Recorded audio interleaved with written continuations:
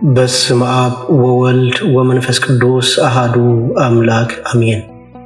ለዓለማት ብፍቅር ዝገዝእ ጥንቲ ዝነበረ አልፋ ዓለም ሕሊፉ ዝነብር ኦሜጋ መጀመርታን መወዳእታን ዘይብሉ ናይ አቦታትና አምላኽ ናይ ሰራዊት ጌታ ስለትኽንገር ዘይክእል ምሕረቱ ስለትኽንገር ዘይክእል ፍቅሩን ርህራሄኡን ክብረን ምስጋናን አምልኾን ውዳሴን ስግደትን ንዕኡ ንበይኒ ይግባእ። ንሱ ኣብ ተፀዋዓሉ ካብኡ ዘይትፍለ ቅድስተ ቅዱሳን ንጽሕተ ንጹሃን አቁራሪተ መዓት ናይ ሓዲስ ኪዳን ኩርቤል ዝኾነት ኣዲና ቅድስት ድንግል ማርያም ነቲ ኣማናዊ ዝኾነ መግቢ ህይወት ስለዝሃበትናን ዝወለደትልናን ወዳ ጎይታናን መድሓኒናን ኢየሱስ ክርስቶስ ብዘኽበራን ብዘፍቀራን መጠን ክብሪ ምስጋና ናዓይኹና። ኩሎም መላእክት ነቢያት ሐዋርያት ጻድቃን ሰማዕታት እግዚአብሔር አምላክ ብዝሃቦም ክብሪ ማዕርግን ዝኸበሩን ዝተመስገነን ይኹኑ። ዝኸበርኩም ህዝበ ክርስቲያን ከመይ ኣለኹም ከመይ ቀኒኹም? አሜን። ስምትልኡልን ሕያውን ዝኾነ እግዚአብሔር አምላክና በአና ብድኹማት ባሮቱ ዝኸበረን ዝተመስገነን ይኹን። ናይ ሎሚ መዛረቢ አርእስትና እቶም ብእምነት ዝመላለሱ ብዙሓት እዮም፣ እቶም ብእምነት ዝዳለዉ ግና ውሕዳት እዮም ዝብል ኃይለ ቃል እዩ። ብዙሓት ሃይማኖታውያን እዮም፣ ብዙሓት ግና ድልዋት ኣይኮኑን። ኣብ ማቴዎስ ምዕራፍ 7:21 ከም ዝብል ኃይለ ቃል ኣሎ። ጎይታይ ጎይታይ ዝብለኒ ኩሉ ናብ መንግስቲ ሰማያት ዝኣቱ ይኮነን እንታይ ደኣ ፍቓድ ኣቦይ ኣብ ሰማያት ዝገብር እምበር ክብል ጎይታናን መድሓኒናን ኢየሱስ ክርስቶስ ይነግረና። ስለዚ ኣምላኸይ ኣምላኸይ ምባል ጎይታይ ጎይታይ ምባል ጥራይ መንግስቲ ኣምላኻ የውርስን እዩ። እንታይ ደኣ ብግብሪ ድልዋት ኮይና ክንጸንሕ ይግባአና። ከም ሎሚ ቤተ ክርስቲያን ኣይበዝሕን፣ ከም ሎሚ ቃል ወንጌል ኣይበዝሕን፣ ከም ሎሚ ዝተፈላለየ ኣገልግሎት ኣይበዝሕን። ድልውነት ግና እንዳዋሕደ ይኸይድ ኣሎ። እግዚአብሔር አምላክ ከም ዝመጽእ ምድላው፣ እግዚአብሔር አምላክ ከም ዝፈርድ ምድላው ንሃይማኖትካ የጽንዖ።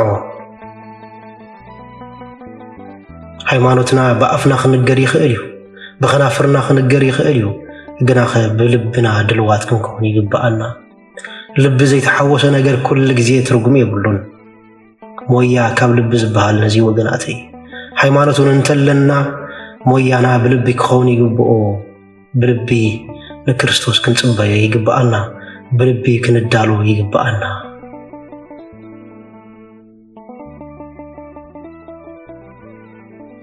ምናልባት ናብ ቤተ ክርስቲያን ንኸይድ ንኸውን፣ ቅዱሳት መጽሓፍቲ ንፈልጥ ንኸውን፣ ቅዱስ ቃላት ንዛረብ ንኸውን።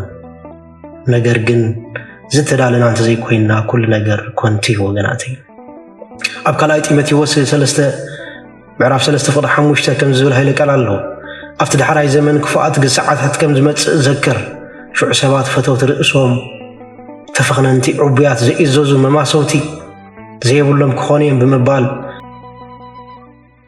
ንቅዱስ ጢሞቴዎስ ክነግሮ ከሎ ንርኢ ሐዋርያ ጳውሎስ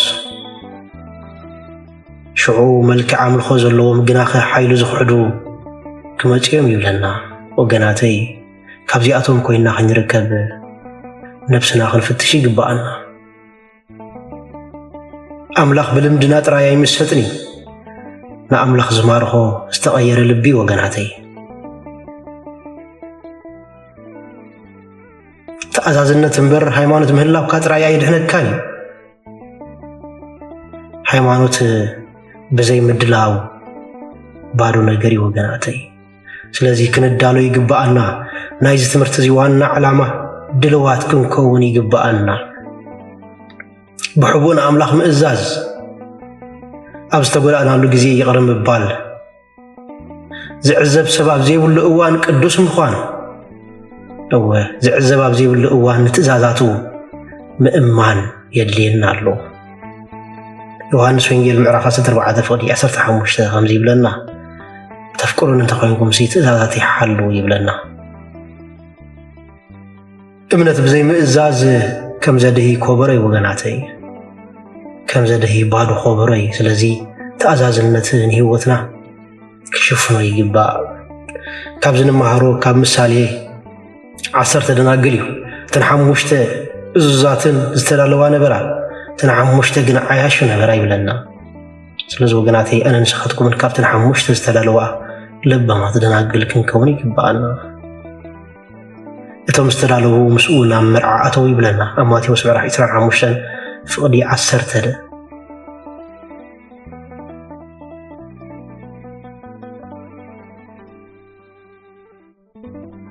ስለዚ ብግዳምና ጥራይ ንክርስቶስ እነምልኽ ብውሽጥና ግን ባዶ ዝኾንና ክንከውን ይግባአናን ብውሽጥና ዝተቐየርና ክንከውን ይግባአና ወገናተይ ሰብ ንደጋዊ ትርኢትና ይርኢ ንልብና ዝርኢ ግን እግዚአብሔር ኣምላኽ እዩ ስለዚ ነቲ ደጋዊ ትርኢትና ዝርኢ ሰብ ዘይኮነስ ነቲ ውሽጣዊ ልብና ኣምላኽ ክንእዘዝ ይግባአና ሰብ ንመልክዒ ዝርኢ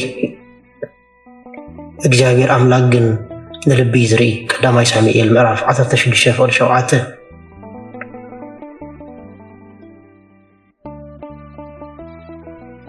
ስለዚ ድልዋት መታን ክንከውን ኣብ መዓልታዊ ህይወትና ብድልውነት ዝተረጋገፀ ኣካይዳ ክህልወና ይግባእ ድልውነት ኣብ ግዚኡን ኣብ ዘይግዚኡን ኣብ ግዜ ፈተና ኣብ ግዜ መከራ ኣብ ግዜ ስቕታ ኣብ ግዜ ተኣዛዝነት ኣብ ዘይግዚኡን ኣብ ግዚኡን ክንጸንዕ ይግባአና ኣብ ራእይ ዮሐንስ ምዕራፍ 2:10 ከምዚ ይብለና ክሳብ ሞት እሙን ኩን ኣነ ድማ ኣቕሊል ህይወት ክህበካ ስለዚ ክሳብ ሞት እሙናት ክንከውን ይግባአና ዝተዳለና ክንከውን ይግባአና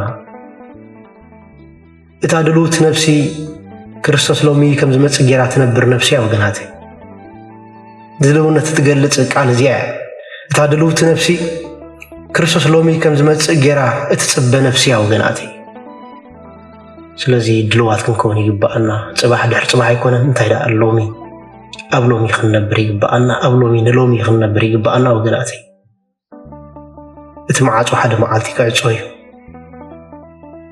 ስለዚ ወገናተይ እዚ ምዃኑ ፈሊጥና ብእምነት ጥራይ ዝጓዓዙ ዘይኮኑስ ብድልውነት ዝጓዓዙ ክንከውን ይግባአና እምበኣር መዓልታን ሰዓታን ኣይትፈልጡን ኢኹም እሞ ንቑሓት ኩን ይብለና ማቴዎስ ምዕራፍ 25:13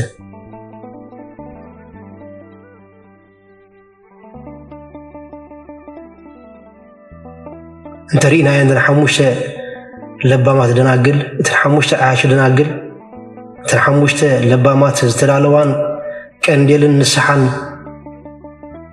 ዝሓዛ ነበራ እተን 5 ግና ሃይማኖት ጥራይ ዝሓዛ ግና ንስሓ ዘይብለን ብሃይማኖት ጥራይ ኣምላኽ ዝብላ ነበራ ስለዚ ማዓጾ ዝተኸፍተለን ነተን ድልውነትን ሃይማኖትን ኣጣሚረን ዝጸንሐ ወገናተይ ነተን ሃይማኖት ጥራይ ዝነበረን ግና ከተግባር ዘይነበረን ግን እቲ ማዓጾ ክፉት ኣይነበረን እግዚአብሔር ኣምላኽ ካብዚ ይሰውረና ስለዚ ወገናተይ ነቲ ሒዝናያ ዘለና ክርስትና ብህይወት ክንነብሮ ይግባአና ነቲ ሒዝናያ ዘለና ዕርቡን መንፈስ ቅዱስ ነሆ ብፍቃድ እግዚአብሔር ኣምላኽ ብትእዛዝ እግዚአብሔር ኣምላኽ ክንነብሮ ይግባአና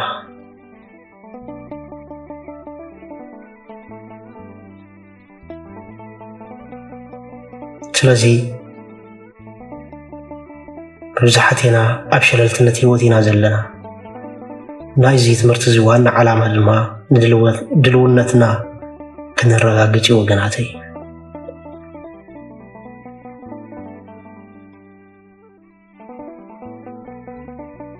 ክሳብ መወዳእታ እሙናት እንተደኣ ኮይና ክሳብ መወዳእታ እዙዛት እንተደኣ ኮይና ሽዑ እዚ መንፈሳዊ ህይወትና ትርጉም ክረክብ እዩ እዚ መንፈሳዊ ህይወትና ፍጻሜ ክረክብ እዩ ስለዚ ብግብርን ብቃልን ብእምነትን ብምድላውን ንክርስቶስ ነቂሕና ክንጽበዮ ናቱ ቅዱስ ፍቃድ ይኹነልና ንዝነበረና ግዜ ባሪኹን ቀዲሱን ስለዝሃበና ክብርን ምስጋናን ኣምልኾን ውዳሴን ስግደትን ንዕኡ ንበይን ይግባእ ወስብሐት ለእግዚአብሔር